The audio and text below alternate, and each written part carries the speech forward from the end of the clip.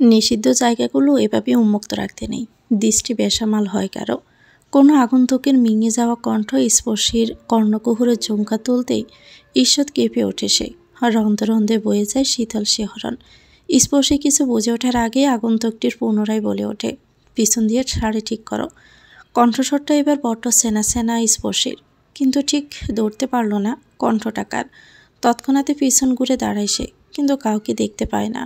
Eagle দৃষ্টি চারদিকে নজর বুলিয়ে বোঝার চেষ্টা করে কথাটা আসলে তাকে কে বলেছে, কিন্তু ভিড়ের মাঝে আগেই আগন্তুকটি হারিয়ে মিলিয়ে যায়, যার দরুন স্পর্শী বুঝতেই পারল না কে তাকে এই কথাগুলো বলেছিল। তপ্ত নিঃশ্বাস ফেলল সে, গাড় গড়িয়ে নিচের দিকে তাকালো। পিছনে নিয়ে গেল হাত। কোমরের পাশে লাগানো সেফটি পিনটা টানে খুলে গিয়েছে, যার ফলে কোমরের একাংশ প্রদর্শিত হয়ে আছে বহির্ভাগে। ক্ষণে স্পর্শী লজ্জায় নিমজ্জিত হলো। কাজে এতটা মগ্ন ছিল যে কখন শাড়ির পিন খুলে গিয়েছে বুঝতেই পারেনি। স্পর্শী দ্রুত পিছন দিক থেকে আঁচল টেনে নিজেকে আবৃত করল। পুনরায় চারদিকে নজর বুলালো, পরিচিত কাউকে খুঁজতে। আশেপাশে কাউকে না পেয়ে স্পর্শীর সামনের দিকে এগিয়ে গেল কিছুটা। সামনে নিধিকে দেখতে পেয়ে স্পর্শী ওর নাম ধরে ডাকে। ডাক নাম শুনে নিধি কাছে আসতে স্পর্শী সবটা বলে। ওকে নিয়ে চলে যায় ওয়াশরুমে। নিজের কার্যের শেষে স্পর্শী আর নিধি বেরিয়ে আসে ওয়াশরুম থেকে। স্পর্শী মন্থর কণ্ঠে বলে, থ্যাঙ্কস রে। নিধি তটস্থ সুর করে বলে, থ্যাঙ্কস পরে দিস, এখন তাড়াতাড়ি চল, বহুত কাজ বাকি আছে ভাই। সব ঠিক মতো না হলে স্যার আমাদের কেলাবে। হুম চল। স্পর্শী আর নিধি কিছু দূর যেতেই পাশ থেকে কেউ শীষ বাজিয়ে ওঠে। স্পর্শী সেটা উপেক্ষা করে চলে যেতে নিলে পিছন থেকে কেউ বলে ওঠে, রূপে বুঝি আজ মাটিতে পায়ে পড়ছে না তোমার? আমাকে না দেখেও দেখার বান করে চলে যাচ্ছ। স্পর্শী এবার থমকায়, পাশ ফিরে তীক্ষ্ণ দৃষ্টিতে তাকায় রুদ্রের দিকে। কঠোর কণ্ঠে বলে, রাস্তার লোককে দেখার মতো কি আছে? রুদ্র বাঁকা হেসে বলে, মানলাম আমি রাস্তার লোক, তবে রাস্তার লোকের সাথেই এককালে অনেক সময় কাটিয়েছ, ভুলে গেলে? মুখ সামলে কথা বলো। মুখ সামলেই কথা বলছি জান। শেষের কথাটা একটু টান দিয়ে বলল রুদ্র। স্পর্শী কিছু বলল না, শুধু তীক্ষ্ণ দৃষ্টিতে তাকালো রুদ্রের দিকে। নিধি একবার রুদ্রের দিকে কড়া দৃষ্টিতে তাকিয়ে স্পর্শীর হাত ধরে চলে আসার জন্য বলল। এমন সময় রুদ্রের আর কিছু বন্ধু এসে দাঁড়ালো সেখানে। সকলের অভিব্যক্তি গা জ্বালানোর মতো। একজন রুদ্রের কানে কিছু ফিসফিস করতেই রুদ্র অতি বিশ্রী চাহনিতে তাকায় স্পর্শীর পানে। উপর থেকে নিচ পর্যন্ত একবার ভালো মতো দেখে নিয়ে বলে, এক রাতের জন্য মন্দ নয়। কথাটা কর্ণকুহুরে ত্বরান্বিত হতেই স্পর্শীর ক্রোধ সকল সীমা পেরিয়ে গেল। সে উচ্চস্বরে বলে, মাইন্ড ইউ ল্যাঙ্গুয়েজ রুদ্র, আজ বাড়াবাড়ি করলে খারাপ হয়ে যাবে বলছি। রুদ্র পুনরায় হেসে বলে, খারাপ কি বললাম? সাধারণ একটা বাক্য বলেছি, তাতে এত জ্বালার কি আছে? আর আমি তো তাও এক রাতের কথা ভেবেছি, অন্য কেউ হলে ফিরেও চাইতো না। তোমার মতো কালো মেয়েকে কেই বা চাইবে? স্পর্শী ক্ষুব্ধ দৃষ্টিতে তাকালো। রাগে তার সারা শরীর থরথর করে কাঁপছে। স্পর্শীর এখন ইচ্ছে করছে কাঠিন্য পরিপূর্ণ কয়েকটা বাক্য রুদ্রের দিকে ছড়ে দিতে, কিন্তু পারছে না। কণ্ঠস্বর কেমন নিষ্পাপ হয়ে পড়েছে, শব্দ যেন সব দলা পাকিয়ে বসে আছে কণ্ঠনালীতে। স্পর্শী নিধির এক হাত শক্ত করে ধরে নিধি এবার চেঁচিয়ে বলে, জাস্ট শাট আপ রুদ্র। আর কত নিচে নামবে তুমি? তোমাকে তো আজ আমার পশুর সাথেও তুলনা করতে ঘৃণা হচ্ছে। রুদ্র বিদ্রুপের হাসি হেসে বলল, সত্যি সবসময় গায়েই লাগে। স্পর্শী এবার নিজেকে ভিতরে ভিতরে খানিকটা গুছিয়ে নিয়ে শক্ত গলায় বলে, সত্যি গায়ে লাগে কিনা জানি না, তবে কুকুরের ঘেউ ঘেউ অ্যাটলিস্ট আমার গায়ে লাগে না, অন্য লাগলে লাগতে পারে। ক্ষণে রুদ্রদের অভিব্যক্তি বদলে যায়। সে রাগান্বিত দৃষ্টিতে তাকাতেই স্পর্শী আবার বলে, একটা কথা কি জানো? কুকুরের অভ্যেস হলো যেখানে সেখানে মুখ দেওয়া, 101 জায়গায় মুখ দিয়ে মুখে ঘা করা। তুমিও হচ্ছে সেই কুকুর। সময় থাকতে ঠিক হয়ে যাও, না হলে কোথায় কোন ঘা হবে বুঝতেও পারবে না। আর আমাকে নিয়ে তো চিন্তা করার কিছু নেই, আমার জীবনের গতি ইতিমধ্যে হয়ে গেছে। রুদ্র প্রকুশকে বলল, গতি বলতে? বিয়ে হয়ে গিয়েছে আমার, আর আমার বর আমাকে প্রচণ্ড ভালোবাসে। কথাটা বলে আর এক মুহূর্ত দাঁড়ালো না স্পর্শী। নিধির হাত ধরে বড় বড় পা ফেলে সে জায়গা থেকে চলে আসলো। ফাঁকা একটা ক্লাসে মাথা নুয়ে বসে আছে স্পর্শী। শক্ত মন হয়ে পড়েছে নিস্তেজ। চোখের কোণায় জমে রয়েছে লঘুজল, যে কোনো সময় নিজ সীমানা ফিরিয়ে টুপ করে গড়িয়ে পড়বে গাল চিবুক বেয়ে। তারই পাশে নিধি আর কেয়া স্পর্শীকে এইটা সেটা বলেও বুঝ দিচ্ছে। তারই অন্য পাশে মাহিন ও স্বামী দাঁড়িয়ে নিষ্পাপ চাহনিতে দেখছে সবকিছু।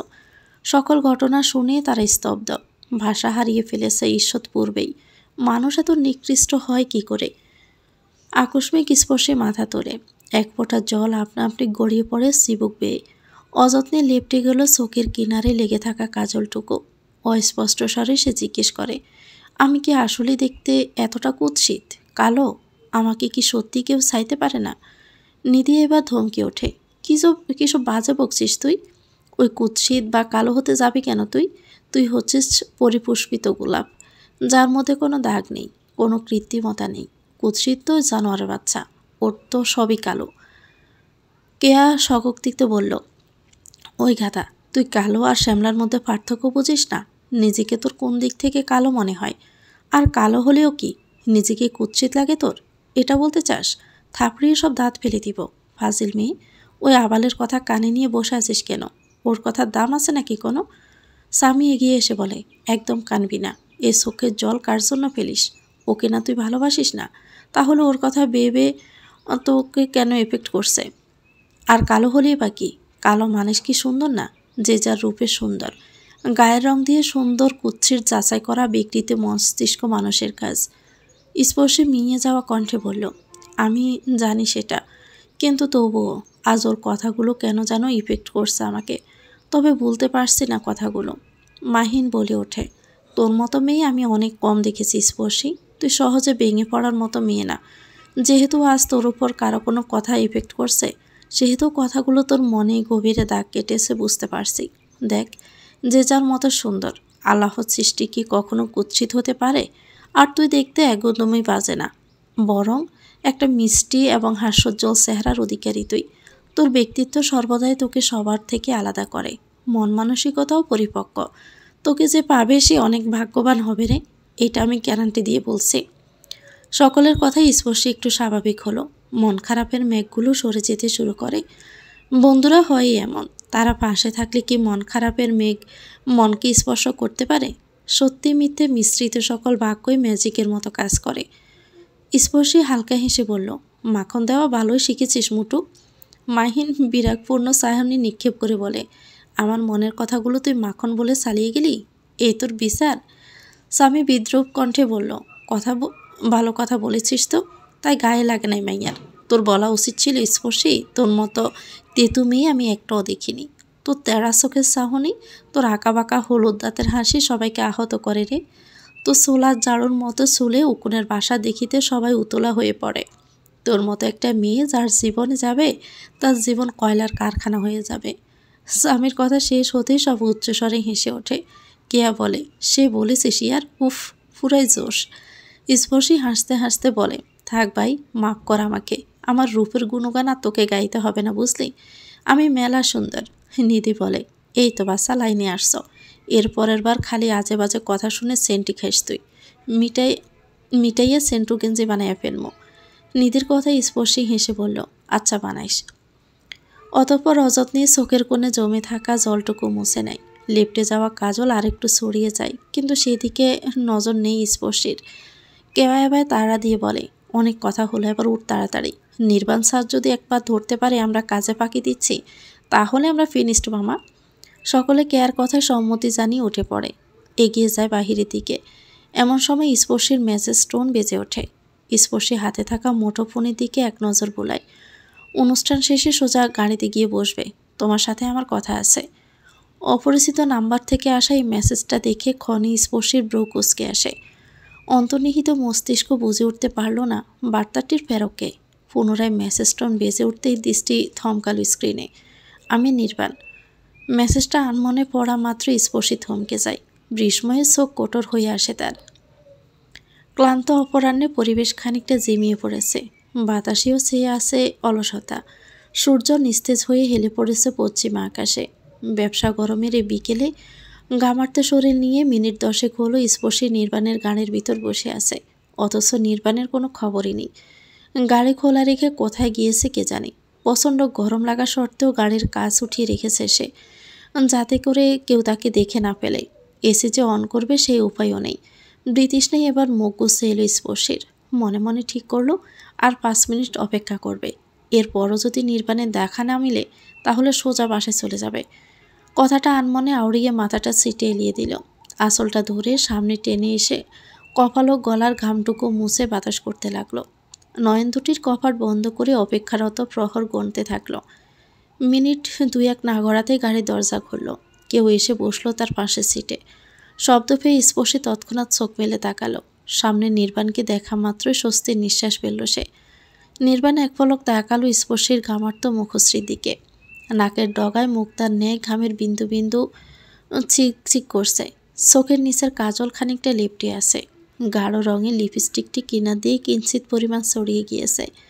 হঠাৎ নির্বাণের মনে নিষিদ্ধ এক ইচ্ছা নাড়া দেয়। তার ইচ্ছে করে স্পর্শীর নিকটস্থ হয়ে খুব সন্তপনে লেপটে যাওয়া কাজলটুকু মুছে দিতে, ছড়িয়ে যাওয়া লিপস্টিকটুকু আর একটু ছড়িয়ে দিতে। ইচ্ছেগুলো মাথা ছাড়া দিতেই নির্বাণ দ্রুত চোখ বন্ধ করে ফেলে। নিজেকে নিজেই ধিক্কার জানায় এই অশোভন চিন্তাভাবনার জন্য। প্রখর ব্যক্তিত্বে যেন আজ কলঙ্ক লেগে গেল। জীবনে প্রথমবারের মতো কোনো কলঙ্ক লাগলো তার গায়ে। আগে তো কখনো এমন ইচ্ছে জাগেনি তার মনে। তাহলে আজই বা কেন? মন আজ তার এত বেহায়াপনা করছে কেন? ভাগ্যিস সামনের মানুষটি তার মনের কথা শুনতে পায় না। না হলে যে কি একটা বিড়ম্বনাতেই না পড়তো। স্বচ্ছ চরিত্রের প্রতিচ্ছবি হয়তো ধূলিসাৎ হয়ে যেত। কি এত ভাবছেন আপনি? স্পর্শী আকস্মিক প্রশ্নে নির্বাণ চোখ তুলে তাকালো। নিজেকে স্বাভাবিক করে বলল, কিছু না। কথাটা বলেই নির্বাণ ইঞ্জিন স্টার্ট করলো। অ্যাসিডটা দ্রুত অন করে পাওয়ার বাড়িয়ে দিল। ক্ষণে হিমশীতল বায়ু স্পর্শীর গায়ে পরশ বুলাতে শিথিল হয়ে পড়ে শরীর। স্পর্শী মন্তর কণ্ঠে জিজ্ঞেস করে, আমার সাথে আপনার কি কথা ছিল? নির্বাণ গাড়ি স্টার্ট দিতে দিতে বলে, ছিল, তবে এখানে নয়। স্পর্শী কৌতূহলী কণ্ঠে জিজ্ঞেস করে, তাহলে কোথায়? গেলেই দেখতে পাবে। কথাটি বলা শেষ হতেই গাড়ি চলতে শুরু করলো। স্পর্শী এবার আর পাল্টা প্রশ্ন করল না। নীরবে গাটা এলিয়ে দিল সিটে। স্পর্শী এক মনে তাকিয়ে আছে বাহিরের দিকে। রাস্তার অপর পাশে ফুটপাতে একটা কুকুর আর বিড়ালের সাংঘাতিক ঝগড়া চলছে। সেটাই অতি মনোযোগ সহকারে দেখছে সে। তাকে যে অতি সময় ধরে কেউ সূক্ষ্ম দৃষ্টিতে পর্যবেক্ষণ করে চলেছে সেদিকে বিন্দুমাত্র ধ্যান নেই তার। সে তো মগ্ন আপন ভাবনায়। হঠাৎ কারো বরাট কণ্ঠে তার ধ্যান ভাঙে। বাহির থেকে দৃষ্টি সরিয়ে নিয়ে সামনে তাকায় সে। কি খাবে বলো? স্পর্শী দৃষ্টি নত করে বলে, আপনার যা ভালো লাগে অর্ডার দিন, আমার কোনো সমস্যা নেই। নির্বাণ স্বাভাবিক ভঙ্গিতেই জিজ্ঞেস করে, অ্যালার্জি আছে কিছুতে বা সাইড এফেক্ট? স্পর্শী মাথা দুলিয়ে না সূচক উত্তরে বলে, তেমন কিছুতে নেই, তবে নির্বাণ ব্রু কিঞ্চিত কুঁচকে বলে, কি? মাশরুম আর বাদাম জাতীয় খাবার খেতে পারি না আমি, কিছুটা সমস্যা হয়। আচ্ছা। নির্বাণ ওয়েটারকে ডেকে নিচ থেকে অর্ডার দেয়। অর্ডার দেওয়া শেষে ওয়েটারকে সে সতর্ক করে দেয় তাদের খাবারে মাশরুম বা বাদাম জাতীয় কোনো উপকরণ ব্যবহার যেন করা না হয়। ওয়েটার টুকরো একটা হাসি দিয়ে আশ্বস্ত করে নির্বাণকে। তারপর অর্ডার নিয়ে চলে যায় সে। এর সবটাই স্পর্শী নীরবে দেখল। অভিব্যক্তিতে কিছু প্রকাশ না করলেও ভিতরে ভিতরে সে বিস্ময়ের শেষ পর্যায়ে চলে গিয়েছে। দৃঢ় ব্যক্তিত্বের অধিকারী মানবটি আজ এত কোমল, আদৌ ভাবা যায়? এজন্য তার স্বভাবের উল্টো প্রকৃতির কোনো এক মানব। তবে নির্বাণের এই ছোট ছোট কেয়ারগুলো মন্দ লাগছে না, বরং ভালোই লাগছে। কে তো খেয়াল রাখছে তার। ক্ষণে সরু হাসির রেখা ফুটে উঠল স্পর্শীর ঠোঁটের কোণে। নির্বাণ সেটা খেয়াল করে বলে, হাসছো যে? স্পর্শী দ্রুত নিজের হাসিটুকু মিলিয়ে নিয়ে দৃষ্টি নত করে বলল, না তেমন কিছু না। নির্বাণ ঠোঁট গোল করে বলে, ও আচ্ছা।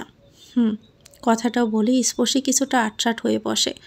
নির্বাণ তা দেখে বলে, একটা কথা জিজ্ঞেস করার ছিল। স্পর্শী দৃষ্টি অন্যদিকে রেখে বলে, জি বলুন।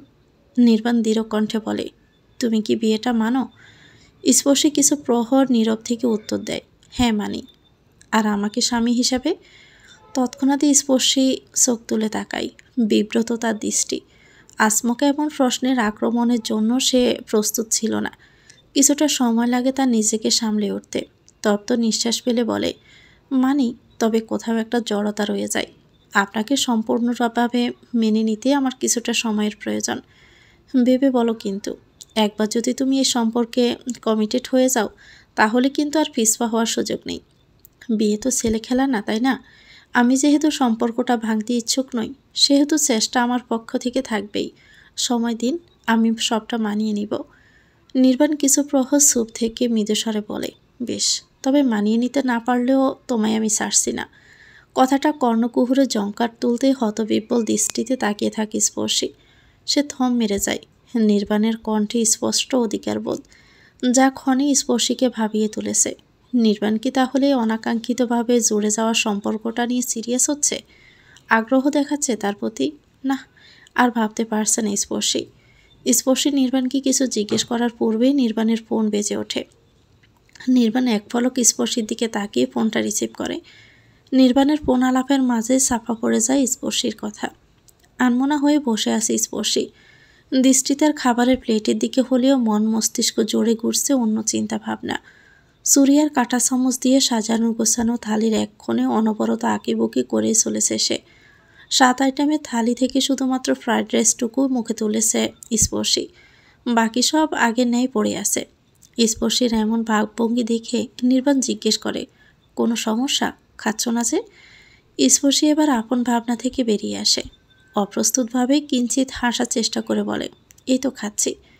কথাটা বলে বিফ স্টেকটা কাঁটা চামচ দিয়ে ধরে তার উপর দাঁড়ালো ছুরির ঘা বসালো।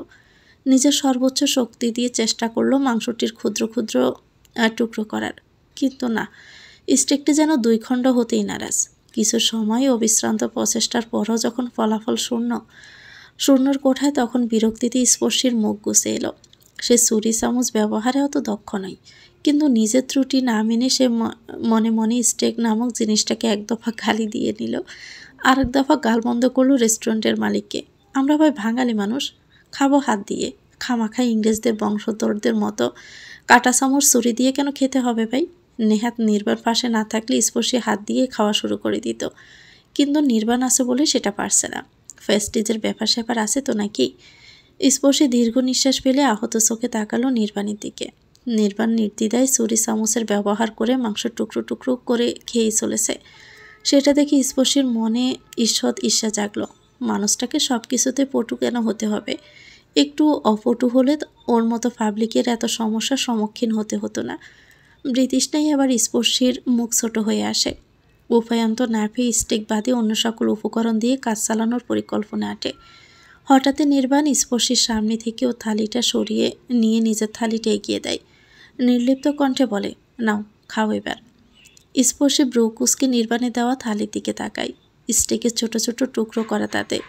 বিস্ময়ে এবারই স্পর্শীর মুখ কিঞ্চিত পাক হয়ে আসে। নির্বাণ তা দেখেই বলে, নিজের সমস্যার কথা মুখ ফুটে বলতে শেখাও। সামনের মানুষ মাঝে সুপার ন্যাচারাল পাওয়ার নেই যে তুমি না বললে সে সবসময় সব কিছু বুঝে যাবে। স্পর্শীর ঠোঁটের কোণে নিজের অজান্তেই ছোট এক হাসির রেখা ফুটে ওঠে। সে মাথা দুলিয়ে সম্মতি জানায়, তারপর নীরবেই খেতে শুরু করে। খাওয়া শেষে স্পর্শী নির্বাণের দিকে তাকাতেই দেখে নির্বাণ তার দিকে তাকিয়ে আছে। স্পর্শী প্রশ্নবোধক দৃষ্টিতে নির্বাণের দিকে তাকাতেই নির্বাণ ডান হাতে তর্জনী উঠিয়ে স্পর্শীর ঠোঁটের কিনারে নিয়ে যায়। খুব সন্তর্পণে এঁটো খাবারের ছোট দানা হাতে তুলে নেয়। ঘটনাক্রমে স্পর্শী হতবুদ্ধি হয়ে যায়। ফেলফেল দৃষ্টিতে তাকিয়ে থাকে নির্বাণের দিকে। হঠাৎ সে উপলব্ধি করতে পারল তার হৃদস্পন্দন খুব দ্রুত গতিতে স্পন্দিত হচ্ছে। শরীর ঈষৎ পরিমাণ কাঁপছে। হঠাৎই নির্বাণ বলে ওঠে, যাওয়া যাক এবার। স্পর্শী হতবুদ্ধির মতো শুধু মাথা দোলায়। নির্বাণ উঠে দাঁড়াতে স্পর্শী সব গুছিয়ে নিয়ে উঠে দাঁড়ায়। নির্বাণ ও স্পর্শী রেস্টুরেন্ট থেকে বেরিয়ে গাড়ির সামনে আসতেই স্পর্শীর টনক নড়ে। বিলতে দেওয়া হয়নি। সে তটস্থ সুরে বলে, আপনি বোধহয় বিল দিতে ভুলে গেছেন। নির্বাণ গাড় ঘুরে তাকিয়ে বলে, না বলিনি। স্পর্শী নির্লিপ্ত কণ্ঠে বলল, কিন্তু আপনাকে তো বিল দিতে আমি দেখিনি। সারাক্ষণ তো আমার সামনেই বসেছিলেন। নিজ রেস্টুরেন্টে টাকা দিয়ে খাবো মানে? নির্বাণ কিঞ্চিত হেসে বলে, এটা তোমার শাশুড়ি মা রেস্টুরেন্ট। মা আর আমি এখানকার ওনার। মুহূর্তে স্পর্শীর মুখ বিবর্ণ হয়ে গেল। ক্ষণে মনে পড়ে গেল তখন স্টেক কাটতে না পারায় সে রেস্টুরেন্টের ওনারকে গালমন্দ করেছিল। নিজের কপাল এখন নিজেরই চাপড়াতে ইচ্ছে করলো স্পর্শীর। শেষে কিনা নিজের বড় আর শাশুড়িকে গালমন্দ করলো। হায় খোদা, আল্লাহ মাফ করুক।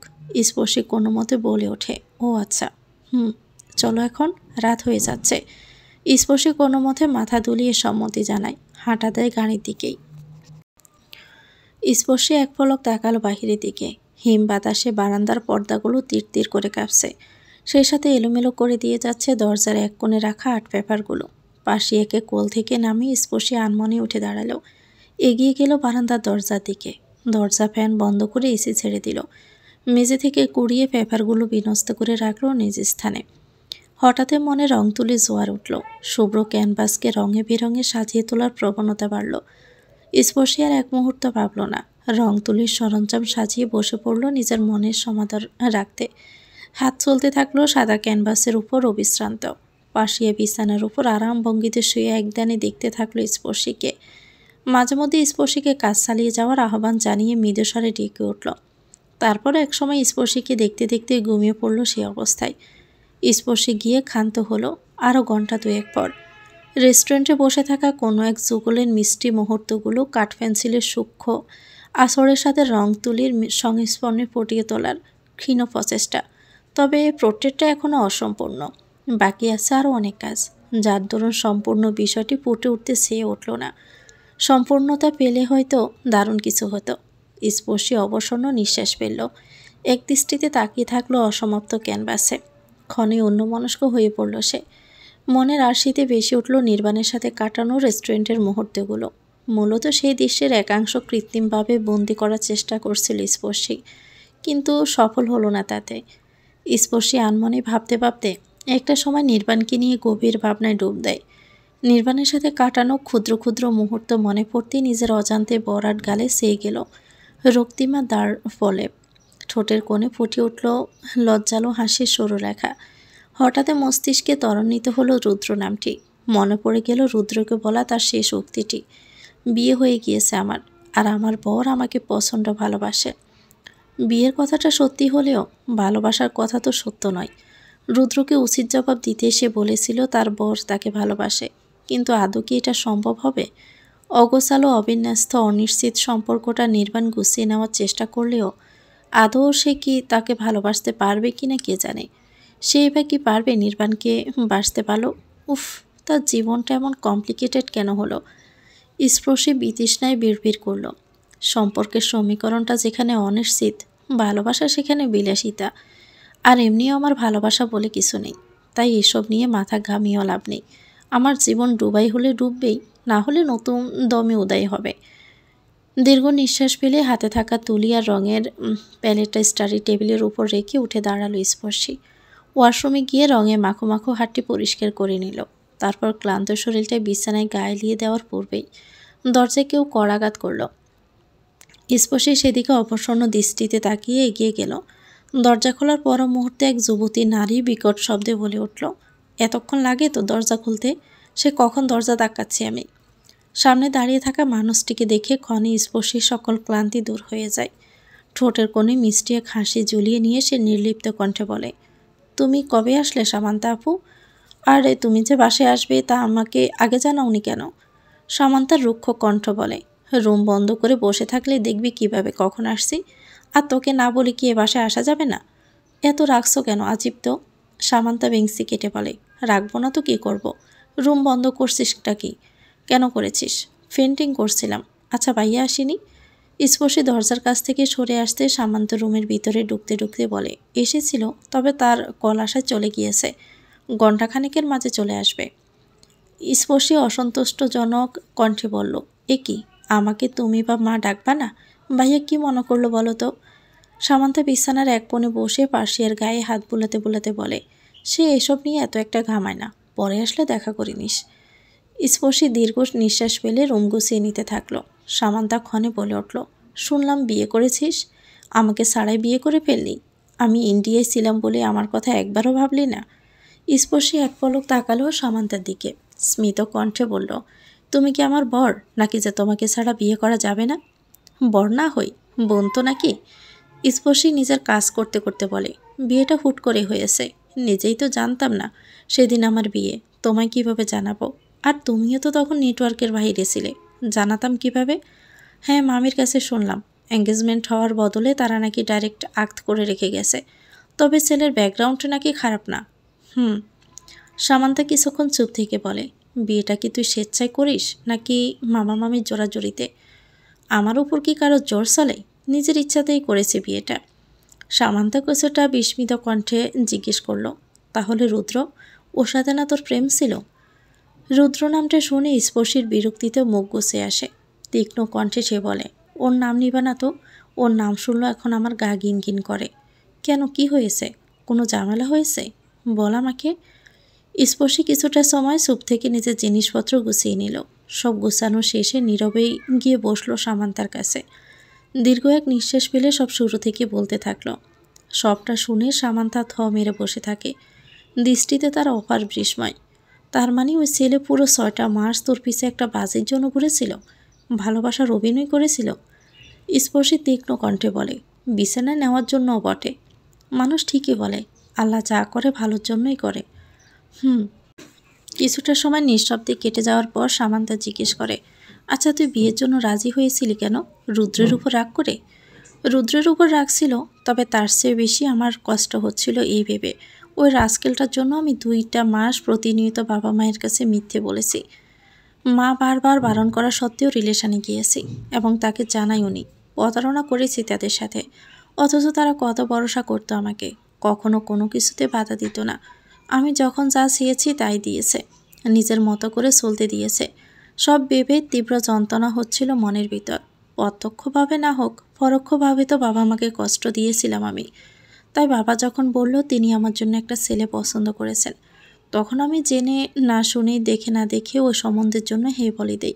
পুরো বিষয়টা ছেড়ে দিই বাবা মায়ের সিদ্ধান্তের উপর। চাইছিলাম এর মাধ্যমে সকল হিসাব একত্রে চুকিয়ে নিতে, সাথে নিজের মনকে শান্ত করতে, কিন্তু তাও তো শান্তি মিলল না। ওরা কপাল আমার। আচ্ছা, যাওয়া হওয়া তো হয়েছেই, তাই এত ভেবে লাভ নেই। বিয়েটা তুই এখন মেনে নেওয়ার চেষ্টা কর। হুট করে সব হয়ে যাওয়া সব কিছু তালগোল পাকিয়ে যাচ্ছে।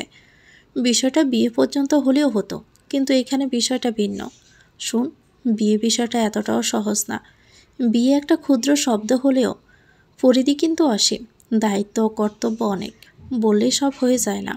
উপরন্ত তোর বিপরীত পাশের মানুষটি কেমন প্রকৃতির সেটাও তোকে দেখতে হবে। ধৈর্য ধরতে হয় আর অন্যের প্রতি বিশ্বাস স্থাপন করতে হয়। তবে আমার ভয় এখানেই, তুই নতুন কাউকে ভরসা করতে পারবি কিনা, যে ধাক্কাটা তুই খেয়েছিস। স্পর্শী তপ্ত নিঃশ্বাস ফেলে বলে, ভরসা করতে পারবো কিনা জানি না, তবে ওই মানুষটাকে আমার বড্ড ভরসাযোগ্য বলে মনে হয়। কিন্তু তাও কোনো কিছু ঠিকভাবে ঠাউর করতে পারছি না আমি। সম্পর্কটা আমাদের এখনও অগোছালো। তা কেন? আমার বরই আমার ডিপার্টমেন্টের টিচার, মানে একদিক দিয়ে আমি তার বউও আবার ছাত্রীও। সামান্তার মুখ এবার বিস্ময়ে কিঞ্চিত পরিমাণ ফাঁক হয়ে যায়। সে আশ্চর্যজনিত কণ্ঠে বলল, মানে কি ভাই, তুই আগে কি খোঁজখবর নিসনি? মামা মামি জানে বিষয়টা? নিলে কি বিয়েটা হতো? দুজনের কেউ এই সম্পর্কে অবগত ছিলাম না। একেবারে বিয়ের দিনে দুজন দুজনকে দেখেছি। আর বাবা মা জানে তিনি অন্য ডিপার্টমেন্টের স্যার, আমার না। জানলে তো হয়েছিলই। সামান্তা হেসে বলে, বাহ, ব্যাপারটা জোশ তো। তা এখানে কি সিনেমার মতো টুইস্ট আছে নাকি? তোর বর আবার তোকে আগে থেকে পছন্দ করতো না তো? বিয়ের কারসাজি ওরে যদি হয়? স্পর্শী বিরক্ত হয়ে বলে, বিয়ের প্রস্তাব ঘটক এনেছিল বই না, এসব কারসাজি ঘটকের আর কাজী বেটার। আচ্ছা বুঝলাম, কিন্তু এখন তোর সমস্যাটা কোথায়? সমস্যা এখানেই, সে আমার স্যার। তাকে আজীবন আমার স্যার চোখে দেখে এসেছি, তাও আবার অপ্রিয় স্যার হিসেবে। হুট করে কিভাবে তাকে বর মানি? তার উপর যতবারই তার সামনে পড়ি বিব্রত বোধ করি। কীরকম একটা বিশ্রী অবস্থা। আচ্ছা, স্যারদেরকে বিয়ে করা নিষেধ? তোর বর তুই বাদে যাকে বিয়ে করতো সেও তো স্টুডেন্টই হতো, হয়তো তার বা না অন্য কারো। বা সে যদি তোর ডিপার্টমেন্টে স্যার না হতো তাহলে কি তোর ভাবনা এক হতো? হতো না তো। কাকতালীয়ভাবে এখন তোদের ভাগ্য মিলে গিয়েছে, এতে কি করার আছে? একটা বিয়ের বিষয়ের জন্য সম্পর্কটা তো আর জ্বলিয়ে রাখা যায় না। তুই যদি সত্যি মুভ অন করতে চাস, নিজের লাইফ গুছিয়ে নিতে চাস, তাহলে এসব বিষয় নিয়ে এখন ভাবিস না। মাঝে মধ্যে আমাদের ভাবনার বাহিরেও অনেক কিছু ঘটে যায়, কিন্তু আমরা ঠিকই সব কিছুর সাথে কথা খাপ খাইয়ে ফেলি। সবটাই সময়ের ব্যাপার। একটু সময় দে, সব দেখবি ঠিক হয়ে গিয়েছে। স্পর্শে মন দিয়ে শুনল কথাগুলো, ভাবলো বেশ, তারপর ক্লান্ত কণ্ঠে বলল, দেখা যাক কি হয়। এসব নিয়ে তো ভাবিস না, এখন বাহিরে চল, তোর জন্য কিছু জিনিস এনেছিলাম আমি। চল তো। 1 কাপ ধোয়া ওঠা সানি স্পর্শে বেঞ্চিতে বসলো। গ্লাসে ছোট এক চুমুক বসিয়ে সে মাহিনীর দিকে তাকালো। সামিয়ার কেয়া কইরে?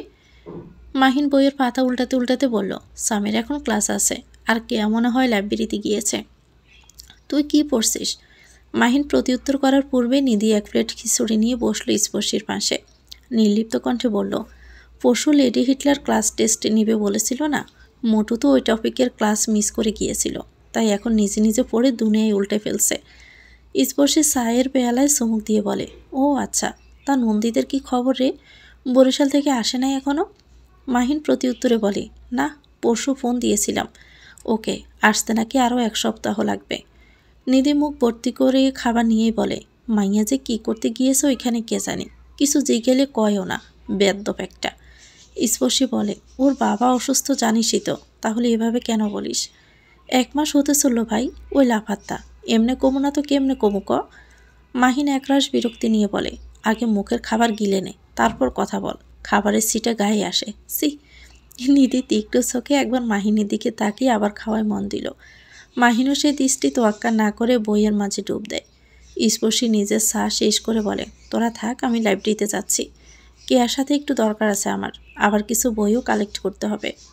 নিধি মুখ ভর্তি খাবার চিবোতে চিবোতে বলল, আচ্ছা যা। স্পর্শী অতীত থেকে বিদায় নিয়ে চলে যায় লাইব্রেরির দিকে। লাইব্রেরিতে এসে আগে স্পর্শী কেয়ার খোঁজ করলো, কিন্তু কোথাও ওকে না দেখে নিজের বইগুলো খুঁজতেই ব্যস্ত হলো। লাইব্রেরিতে আজ এত মানুষ নেই, মধ্য দুপুর বলেই হয়তো। স্পর্শী সেদিকে এত একটা ধ্যান না দিল, আপন মনে নিজের কাজ করতে থাকলো। একদম লাস্ট কিনারে এসে সে থমকালো, ব্যগ্র দৃষ্টিতে তাকালো সামনে। একটা টুলের উপর দাঁড়িয়ে সবচেয়ে উঁচু সেলফের উপরে কিছু একটা খুঁজছে নির্বাণ। গামান্ত শরীরে ইন করা চেক শার্টটি শ্যামবর্ণর গায়ে আষ্টে পিষ্টে জড়িয়ে আছে। মুখে কাপড়ে তৈরি কালো রঙের একটি মাস্ক পরিধান করা সত্ত্বেও স্পর্শী কীভাবে যেন এক পলকে চিনে ফেলল নির্বাণকে। নির্লিপ্ত দৃষ্টিতে দেখতে থাকলো তাকে, আনমনে এগিয়ে গেল কয়েক কদম। যেতে যেতে নির্বাণের খুব নিকটে গিয়ে সে দাঁড়ালো। হঠাৎ কারো অস্তিত্ব উপলব্ধি করতে পেরে নির্বাণ নিচে তাকায়। মুহূর্তে স্পর্শীকে তার নিকটে দেখে বরকে যায় সে, যার দরুন টুলটা নড়ে চড়ে ওঠে। ভারসাম্য হারিয়ে ফেলবে এমন দশা। নির্বাণকে পড়ে যেতে দেখে স্পর্শী কী করবে বুঝতে না পেরে হতবুদ্ধির মতো দুহাত দিয়ে নির্বাণের পা শক্ত করে ধরে। এতে নির্বাণ আরও বেসামাল হয়ে পড়ে, কোনো মতে বইয়ের সেলফটা ধরে নিজের ভারসাম্য ঠিক রাখে। তারপর স্পর্শীর দিকে তাকিয়ে ধমকে স্বরে বলল, পা ধরেছো কেন ইডিয়েট, টুল ধরো। নির্বাণের ঝাড়িতে স্পর্শী টনক নড়ে, সে দ্রুত নির্বাণের পা ছেড়ে দিয়ে টুল ধরে।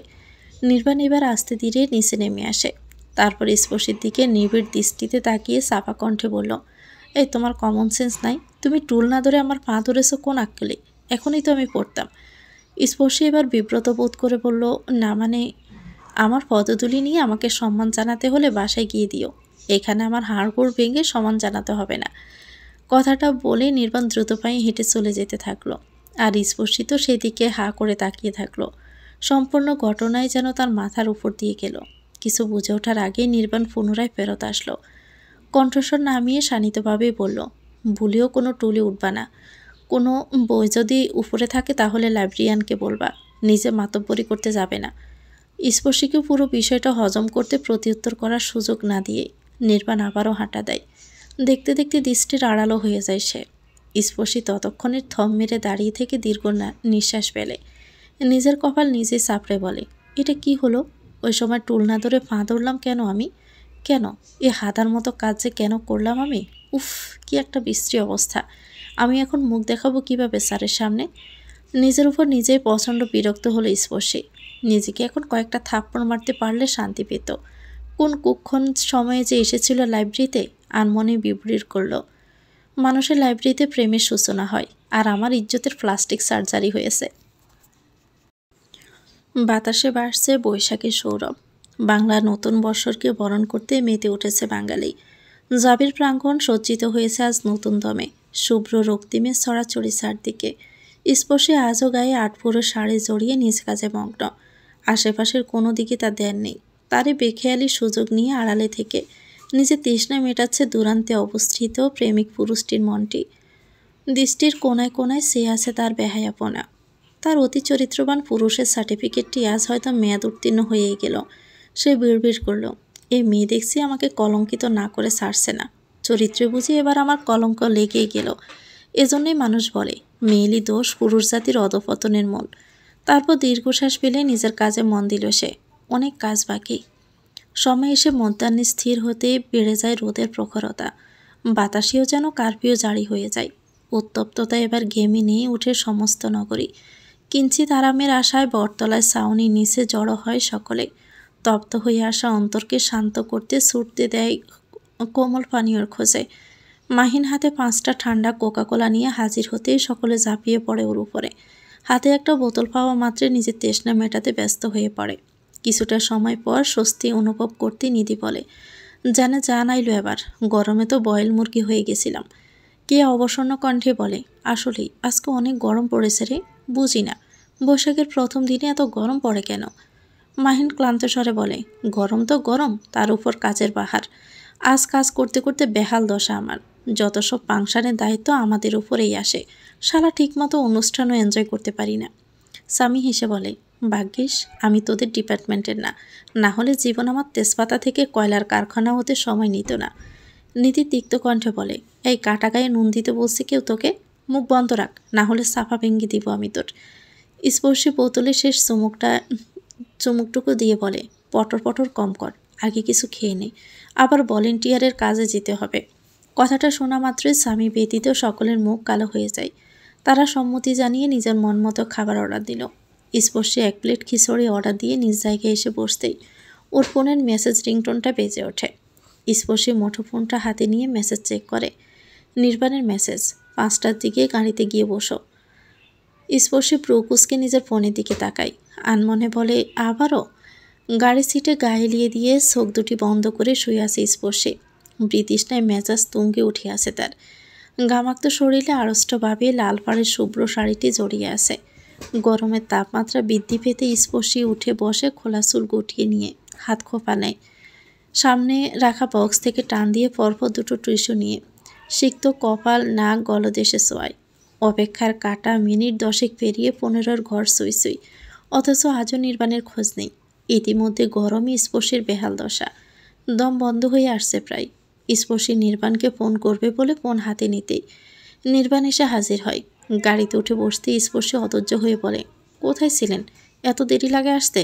কতক্ষণ ধরে অপেক্ষা করছি, এখন দ্রুত এসিটা ছাড়ুন প্লিজ, গরমে আমার জান যায় যায় অবস্থা। আকস্মিক স্পর্শীর কথার আক্রমণে নির্বাণ বিব্বল দৃষ্টিতে তাকায় তার পানে। স্পর্শীর কণ্ঠে স্পষ্ট অভিমান, সাথে কিঞ্চিত পরিমাণ অধিকার বোধও। আজ স্পর্শী অধিকার খাটিয়ে নির্বাণকে প্রশ্ন করছে, তার কাছে কৈফিয়ত চাইছে। বিষয়টা নির্বাণের নিকট কেমন যেন ঠেকল। ঘটনাক্রমে বুঝতে পেরে নির্বাণ কিচ্ছিত হেসে বলে, আমার বউ হওয়ার প্র্যাকটিস কি এখন থেকে শুরু করছো নাকি? কৈফিয়ত চাইছো আমার কাছে? নির্বাণের এমন প্রশ্নে স্পর্শী ভ্যাবাচ্যাকা খেয়ে যায়। গোল গোল চোখে তাকিয়ে থাকে নির্বাণের দিকে। তারপর কিছুক্ষণ পূর্বে বলা তার কথাগুলো মনে পড়তেই স্পর্শী মিয়ে গিয়ে বলে, না মানে আমি আসলে না নকলে জানতে চাইছি। সরল একটা প্রশ্নের সোজাসাপটা উত্তর চেয়েছি। স্পর্শী প্রতিউত্তর না করে দৃষ্টি নত করল। বেশ কিছুক্ষণ নীরব থেকে মিয়ে যাওয়া কণ্ঠে বলল, বউ হওয়ার প্র্যাকটিস করব কেন? আমি তো অলরেডি আপনার বই। স্পর্শীর এমন উত্তরে নির্বাণ ভিতরে ভিতরে খানিকটা অবাক হলো, তবে অভিব্যক্তিতে প্রকাশ করল না। সহসা অদ্ভুত একটা শান্তি অনুভব করলো অন্তরে। কিঞ্চিত হেসে গাড়ির ইঞ্জিন স্টার্ট করলো সে। তারপর এসিটা ছেড়ে দিয়ে বলল, সামনের সপ্তাহে আমার একটা কাজিনের বিয়ে আছে সিলেটে, সেখানে আমরা সবাই যাচ্ছি। তো মা চাইছেন তুমিও যাতে আমাদের সাথে সেখানে চলো। স্পর্শী অবাক হয়ে বলে, আমি কিভাবে আবার কি? আমার বউ তুমি, সেই পরিচয়ে যাবে? আর মাও চাইছেন সকলের সাথে তোমাকে একেবারে পরিচয় করিয়ে দিতে। আমার বউ তুমি কথাটা কর্ণকুহরে প্রতিধ্বনিত হতেই স্পর্শীর বুকটা ধক করে ওঠে। অজানা শিহরণ খেলে যায় মনের মাঝে। স্পর্শী কতক্ষণ থম মেরে বসে থেকে নিজেকে ভিতরে ভিতরে গুছিয়ে নিয়ে বলে, বিষয় সেটা না, সামনেই তো আমাদের ক্লাস টেস্ট, সে সাথে আমার আবার ল্যাবে প্র্যাকটিক্যাল ক্লাসও আছে, সেগুলো রেখে আমি কিভাবে যাব? সব করেই তারপর যাবে। বিয়ে এপ্রিলে 29 তারিখ, আর মা নাহিদ আগেই যাবে, তবে আমি না। এক্সামের জন্য আমার দেরিতে যাব, তাই তোমার এক্সাম আর প্র্যাকটিক্যাল শেষ হলে আমার সাথেই তুমি যাবে।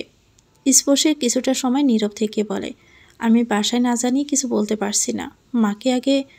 স্পর্শের কথা শেষ হওয়ার পূর্বে নির্বাণ বলে ওঠে, সেটা মা বুঝে নিবে, তোমাকে এই বিষয় নিয়ে এত চিন্তা করতে হবে না। স্পর্শী কথা বাড়ালো না, দুদিকে মাথা হেলিয়ে শুধু সম্মতি জানালো। বেশ কিছুক্ষণ নীরবে কেটে যেতে নির্বাণ দৃঢ় গতিতে স্পর্শীর দিকে ঝুঁকল। নির্বাণকে যুক্তি দেখে স্পর্শী কিঞ্চিত পরিমাণ বিচলিত হলো। নিজেকে গুটিয়ে নেওয়ার উদ্যোগ নেওয়ার পূর্বেই নির্বাণ স্পর্শীর পাশ থেকে সিটবেল্ট টেনে এনে লাগিয়ে দেয়। তারপর নির্লিপ্ত দৃষ্টিতে তাকিয়ে থাকে স্পর্শীর পানে। মাঝে মধ্যে দৃষ্টি গিয়ে থমকায় কাজল কালো চোখ ও রক্তিমা প্রবেলে আবৃত ঠোঁট জোড়ায়। বেশ কিছুক্ষণ এভাবেই অতিবাহিত হয়ে যেতেই নির্বাণ স্পর্শীর নিকট হতে সরে এসে গম্ভীর কণ্ঠে বলে ওঠে, এই লিপস্টিকটাই তুমি সেদিন দিয়েছিলে তাই না? স্বাধীনতা দিবসের দিন। স্পর্শী হতমত খেয়ে বলে, মনে হয়। তুমি আর কখনোই লিপস্টিকটা দিবে না। স্পর্শী হতবিব্বল কণ্ঠে জিজ্ঞেস করে, মানে? কেন? আমি বলেছি তাই। মানে কি? নির্বাণ এবার কণ্ঠস্বরে একরাশ কাঠিন্যতা মিশিয়ে বলে, মানে এটা তোমার এই লিপস্টিকের কালার আমার সহ্য হয় না, বেসামাল হয়ে যাই আমি। শেষের কথাটা তাতে দাঁত চেপে মিঙে যাওয়া কণ্ঠে বলে গাড়ি স্টার্ট দিল। মুহূর্তে গাড়িটি চলতে শুরু করলো, যার দরুন স্পর্শী শেষ উক্তিটির আংশিকও ঠিকমতো শুনতে পেল না। শুধু হতবিব্বল দৃষ্টিতে তাকিয়ে রইল নির্বাণের দিকে। কিছু বলতে গিয়েও বলল না, বলার মতো উপযুক্ত কিছু পেলই না সে, কেবল দীর্ঘশ্বাস ফেলা ছাড়া। পিনপিনে কালো রঙের ইয়ারফোনটি কানে গুঁজে হাতে এক কাপ ধোয়া ওঠা কফি নিয়ে বারান্দায় এসে বসে স্পর্শী। শূন্য দৃষ্টিতে তাকায় সাজ আকাশে। এক ফোঁটা রক্তিমা চেয়ে আছে শুভ্র মেঘের কোলে। উড়ন্ত পাখির দল ছুটেছে নিজ গন্তব্যে।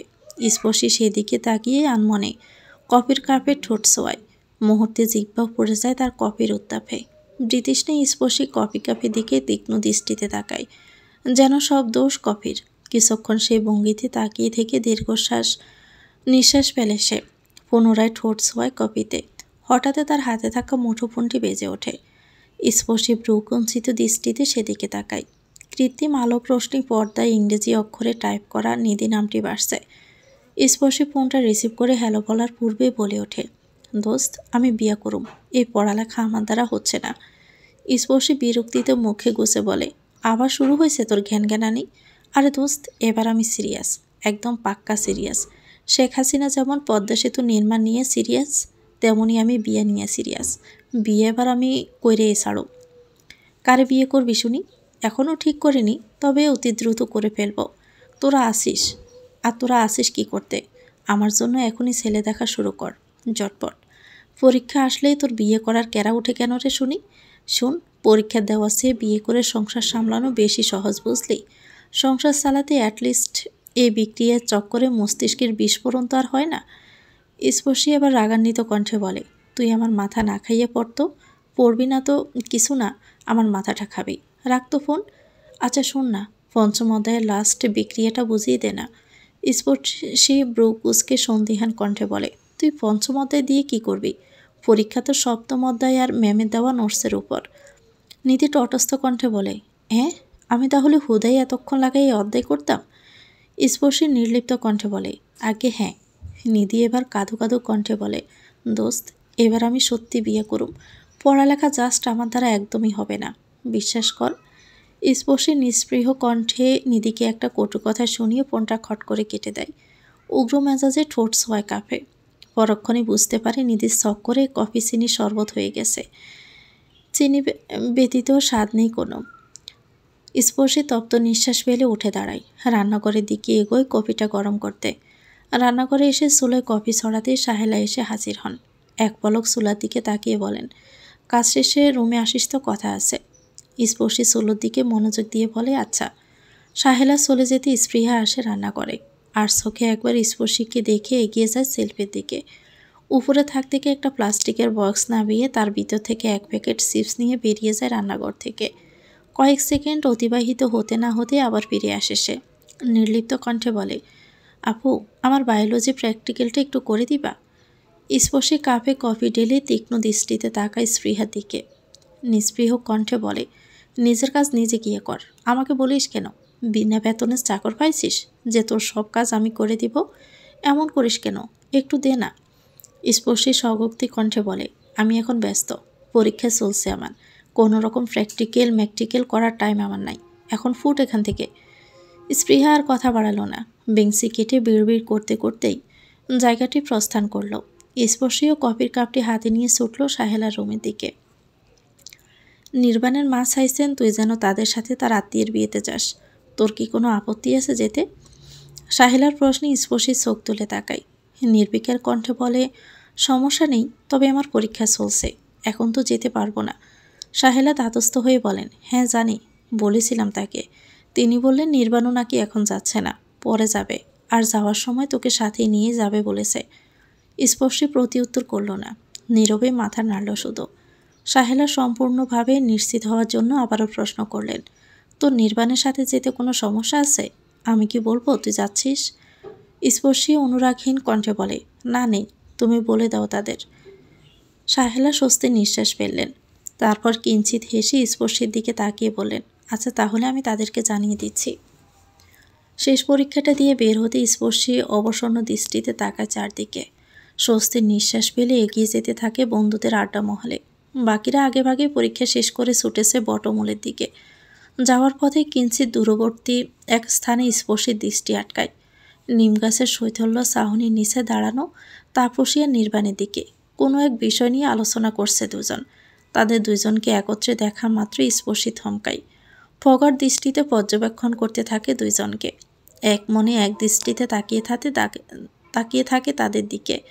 বেশ কিছুটা সময় এভাবেই অতিক্রম হওয়া মাত্রই কোত্থেকে যেন কে এসে হাজির হয় স্পর্শীর সামনে। ডান হাতে তুড়ি বাজিয়ে জিজ্ঞেস করে, কিরে এখানে দাঁড়িয়ে আছিস কেন? স্পর্শী এক পলক কেয়ার দিকে তাকিয়ে পুনরায় নির্বাণের দিকে তাকিয়ে বলে, এভাবেই। স্পর্শীর কেয়ার দৃষ্টি অনুসরণ করে সামনে তাকিয়ে বলে, কাকে দেখছিস তুই? স্পর্শী দ্রুত দৃষ্টি গড়িয়ে নিয়ে বলে, কাউকে না। কেয়ার নজর হঠাৎ তাপসী আর নির্বাণের উপর এসে স্থির হতে সে বলে ওঠে, এই একটা হিটলার আর একটা লেডি হিটলার না? স্পর্শী স্মিত কণ্ঠে বলে, হয়তো। এই দুইজন এখানে কি করে? এক্সামে বাঁশ দিয়ে মন ভরে নাই যে এখন আবার নতুন প্ল্যানিং করতে লেগে পড়ছে? এই চুপ থাকতো।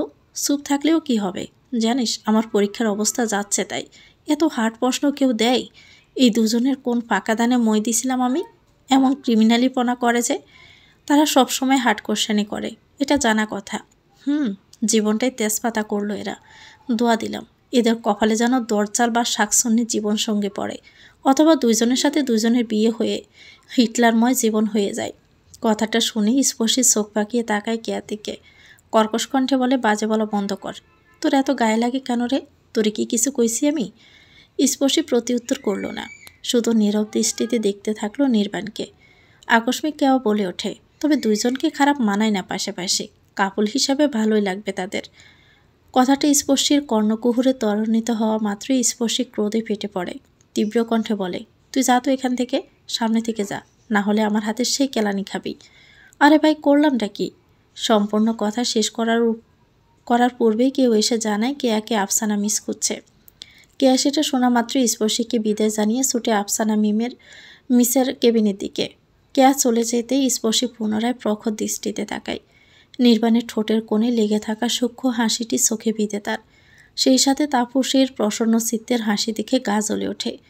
কেয়ার বলা কথাটা পুনরায় টনক নাড়তেই ঈষৎ ঈর্ষা কাজ করতে শুরু করে মনের মাঝে। ক্ষণে সে ক্রোধিত কণ্ঠে বিড়বিড় করে বলে, কাপল হিসাবে তাদের অতি জঘন্য দেখায়, পাশাপাশি একটুও মানায় না তাদের। কথাটা বলে স্পর্শী লম্বা লম্বা পা ফেলে এগিয়ে যায় মূল সড়কের দিকে। বাসায় এসে স্পর্শী নিজের রুমের দরজাটা লাগিয়ে দেয়। রাগে তখনও সে পড়ছে। এত রাগ বা কেন যে কিসের সে জানে না, তবে রাগ তার মন মস্তিষ্কে অচল হয়ে আছে তা বেশ বুঝতে পারছে। নিজের উপর নিয়ন্ত্রণ আনতে স্পর্শী দীর্ঘ সময় ধরে ফ্রেশ হয়ে রুমে দরজা জানালা বন্ধ করে পর্দাগুলো টেনে দেয়। এসির পাওয়ার বাড়িয়ে মোবাইলটা সাইলেন্ট করে রাখে সে। তারপর কম্বল মুড়ি দিয়ে ফাড়ি জমায় ঘুম রাজ্যে। দুপুরের পর দেওয়া বাথঘুমটা গিয়ে একেবারে ভাঙে সূর্যাস্তের ঠিক কিঞ্চিত প্রহর পরে। দরজায় কড়া আঘাতের শব্দে স্পর্শী ঘুমে জড়িয়ে আসা চোখে পিটপিটে তাকায়। আলসে দেহটাকে কোনো মতে টেনে নিয়ে এগিয়ে যায় দরজার দিকে। দরজা খুলতেই সাহেলা তীক্ষ্ণ কণ্ঠে বলে ওঠে, এত সময় লাগে গেট খুলতে? কি করছিলি? স্পর্শী পরপর দুইবার হামি তুলে বলে, ঘুমিয়েছিলাম। কেন, কি হয়েছে? সাহেলা হাতের ফোনটা স্পর্শীর দিকে এগিয়ে দিয়ে বলে, নির্বাণ ফোন করেছে, তোকে চাইছে নিয়ে কথা বল। কথাটা কর্ণপাত হওয়ার পরে মুহূর্তে স্পর্শীর কপালে বাজ পড়ে। সে স্বগক্তি কণ্ঠে বলে, কি বলছো এসব? সে কেন আমাকে চাইবে? ভুল শুনেছ হয়তো বা। সাহেলা এবার রেগে গিয়ে বলে, কলে আছে ওই, ধর ফোন ধর, কথা বলো ওর সাথে। স্পর্শী ব্রু কিঞ্চিতে রেখে ফোনটা হাতে নেয়। কানের কাছে ফোন নিয়ে হ্যালো বলা মাত্রই নির্বাণ ভরাট কণ্ঠে বলে ওঠে, ফোন কই তোমার? কতক্ষণ ধরে ফোন দিচ্ছি, কোনো খেয়াল আছে? আকস্মিক নির্বাণের গম্ভীর কণ্ঠ শুনে স্পর্শী হকচকিয়ে যায়। চোখের কোণে লেগে থাকা অবশিষ্ট ঘুম পুরুত করে উড়াল দেয় আজানের উদ্দেশ্যে। সে তটস্থ চোখে তাকায় সাহেলার দিকে। সাহেলা কিছু না বলে নীরবে নিজ স্থান ত্যাগ করেন। স্পর্শীকে নিরুত্তর দেখে নির্বাণ পুনরায় বলে, কি হলো, কথা বলছো না কেন? স্পর্শী দীর্ঘশ্বাস পেলে মিঙে যাওয়া শুরু বলে, ঘুমিয়েছিলাম। কথাটা শুনে নির্বাণ কিছুক্ষণ চুপ থেকে দাতস্থ হয়ে বলে, ফ্রেশ হয়েছ? নির্বাণের কণ্ঠ নেমে আসতে স্পর্শী কিছুটা স্বস্তি বোধ করে। স্বাভাবিক কণ্ঠে বলে, না, ফ্রেশ হয়ে আসো, তারপর কথা বলছি। না, সমস্যা নেই, আপনি বলুন। কাল রাতে আমরা সিলেটে যাব, সো তুমি তোমার জিনিসপত্র গুছিয়ে নাও। আমরা সেখানে কতদিন থাকব? 1 সপ্তাহ। স্পর্শ বেশি কিছু না বলে ছোট করে বলে, আচ্ছা। নির্বাণ বলল, আমি তোমাকে তোমার বাসা থেকে রাত 11টার দিকে পিক করে নিব। রেডি থেকো, লেট করবে না। জি আচ্ছা। নির্বাণ বেশ কিছুটা সময় চুপ থেকে বলল, আচ্ছা রাখছি তাহলে। স্পর্শী প্রতিউত্তর না করে শুধু বলে। স্পর্শীর উত্তর পেতে ওপর পাশ থেকে তীব্রভাবে নিঃশ্বাস ফেলার শব্দ আসে। নিঃশ্বাসের শব্দ স্পর্শী উপলব্ধ করতে তার গায়ে অজানা শিহরণ বয়ে যায়। ব্যগ্র হয়ে ওঠে তার মন। অতঃপর অপর পাশ থেকে কোনো সাড়া শব্দ না পাওয়া স্পর্শী কান থেকে ফোনটা নামায়। কল কেটে দিয়েছে। স্পর্শী এবার গিয়ে এগিয়ে যায় বিছানার দিকে। নিজের ফোনটা হাতে নিতে পর্দায় বেশি ওঠে কাঙ্ক্ষিত মানুষটির 20টি মিস কল। আধারি আকাশে ক্ষুদ্র ক্ষুদ্র নক্ষত্রের অজস্র মেলা। এক ফালি ছাদের অস্তিত্বে প্রসন্ন রজনী। হিম হাওয়ায় বাসমান অজানা ফুলের সুগন্ধে মাতোয়ারা পরিবেশ। বাতাসের বেগ ফিরিয়ে গাড়ি উঠে পড়ে হাইওয়ে রোডে। সহস্র গাছ, বিস্তৃত মাঠ, আকাশ পেরিয়ে নিজ গন্তব্যের উদ্দেশ্যে চলছে গাড়িটি। গাড়ির ভিতরের পরিবেশ কিছুটা সমসমে। ইনার লাইট অফ থাকায় আকাশ হতে আধার নেমে এসেছে ভিতর অবধি। এসি চালু থাকায় ভিতরকার পরিবেশ হিমায়িত। ক্ষণে নীরবতা ঠেলে স্পর্শী বলে ওঠে, আপনি কি সারা রাত ড্রাইভ করতে পারবেন? সমস্যা হবে না আপনার? নির্বাণ দৃষ্টি সামনের দিকে স্থির রেখে বলে, হ্যাঁ পারবো। এর আগেও কয়েকবার গাড়ি দিয়ে সিলেটে গিয়েছি আমি। স্পর্শীর দৃষ্টি নুইয়ে বলে, তাও সাবধানে চালাবেন, রাতে জার্নি সেফ না। নির্বাণ স্মিত হেসে বলে, চিন্তা নেই, তোমার গায়ে আমি একটা আঁচড়ও লাগতে দিব না। কথাটা শুনে স্পর্শী থমকায়। বিহ্বল দৃষ্টিতে তাকায় নির্বাণের দিকে। অজানা এক ভালো লাগার ঢেউ খেলে যায় মনের সমুদ্রে পাড়ে তার। স্পর্শী কিছু বলে না, নিভৃতে মাথাটা এলিয়ে দেয় সিটে। সময় গড়িয়ে প্রহরে পদার্পণ করতে স্পর্শী অতল ঘুমে তলিয়ে যায়। মাঝে মধ্যে ঘুমের ঘোরেই এসির হিম বাতাসে তার শরীরে কাঁপন ধরে যায়। নির্বাণ আর চোখে সেটা খেয়াল করে। গাড়ি হাইওয়ের একটা সাইডে দাঁড় করায়। তারপর সিট বেল্ট খুলে পিছনের সিট থেকে নিজের ট্রাভেল ব্যাগটা নিজের দিকে টেনে নিয়ে আসে। ব্যাগ থেকে তার একটি জ্যাকেট বের করে সন্তর্পণে স্পর্শীর গায়ে জড়িয়ে দেয় আর এসির পাওয়ারটা কিঞ্চিত পরিমাণ কমিয়ে দেয়। তারপর ব্যাগটা পুনরায় পিছনে রেখে স্পর্শীর দিকে তাকায়। আধারে স্পর্শীর মুখশ্রী স্পষ্ট ফুটে না ওঠায় ইনার লাইটটা জ্বালায় নির্বাণ। একান্ত তার মানুষটির ঘুমন্ত মুখশ্রী দেখার লোভে। হঠাৎ লাইটের অস্পষ্ট আলো স্পর্শের উপর পড়তে সে ব্রু কুঁচকে নড়ে চড়ে ওঠে, কিন্তু পর মুহূর্তে উষ্ণতার ছোঁয়া পেয়ে আবারও ঘুমিয়ে যায়। স্পর্শী মাথা এবার বাঁ দিকে আরেকটু হেলে যায়। মুখের উপর অনাকাঙ্ক্ষিতভাবে কয়েক গাছি চুল এসে ঘাপটি মেরে বসে। ঘুমের মাঝে স্পর্শী একটু পরপর ঠোঁট উল্টাচ্ছে। তা দেখে নির্বাণ নিঃশব্দে হাসে। ডান হাতে তর্জনী উঠিয়ে খুব সন্তর্পণে স্পর্শীর মুখে পড়ে থাকা চুলগুলো গুছিয়ে কানের পিছনে দিয়ে দেয়। ইচ্ছাকৃতভাবে ঈষৎ ফু দেয় স্পর্শীর বাড়ি পল্লবের উপর। ক্ষণে সে খানিকটা কেঁপে ওঠে। নির্বাণ পুনরায় হাসে। কারো চোখের ঘুম কেড়ে নিয়ে নির্বিঘ্নে কিভাবে ঘুমাও তুমি? ঘুমে কি ব্যাঘাত হয় না? কথাটা বলেই নির্বাণ ধীর গতিতে স্পর্শীর সিটটা পেছনের দিকে হেলিয়ে দেয়, যাতে স্পর্শীর ঘুমাতে অসুবিধা না হয়। তারপর ইনার লাইটটা অফ করে স্পর্শীর দিকে হালকা ঝুঁকে তার ললাটে নিজের শুষ্ক ঠোঁটজোড়া কিঞ্চিত ছুঁয়ে দিয়ে উঠে বসে। গাড়ি স্টার্ট দিতে দিতে মৃদু কণ্ঠে বলে, তুমি ঘুমাও, আমি আছি পাহারা দিতে। তো ভিউয়ার্স, গল্পটির নাম হচ্ছে চৈতালি পূর্ণিমা। এটা গল্পের 3য় অংশ। পরবর্তী অংশ পেতে চ্যানেলটিকে সাবস্ক্রাইব করে আমাদের সাথে থাকবেন। ভিডিও ভালো লাগলে একটি লাইক দিয়ে দিবেন, কমেন্ট করে জানাবেন কেমন লেগেছে। আল্লাহ হাফেজ, আসসালামু আলাইকুম।